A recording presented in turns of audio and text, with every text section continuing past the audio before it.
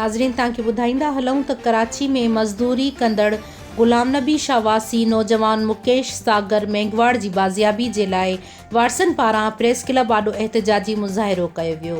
Report दर्शन देव भील मुताबिक़ कुझु ॾींहं पहिरीं कराची में मज़दूरी जे लाइ वेंदड़ मुकेश सागर मेंगवाड़ हुतां अगवा थी वियो, जंहिंजी बाज़ियाबी जे लाइ प्रेस क्लब उमरकोट आॾो माइटनि इंसान दोस्त माण्हुनि वकीलनि ऐं शहरियुनि शिरकत कई ऐं मुकेश सागर खे बाज़ियाब करण जो मुतालबो कयो वियो।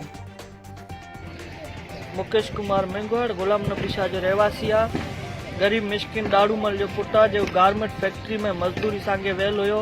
उनखे 4 ॾींहं पहिरीं राति जो खंबे गुम कयो वियो आहे। महिरबानी करे इनखे आज़ादु कयो वञे। मां जो बच्चो अभी आओ देखो जी लिखे मां जो बच्चो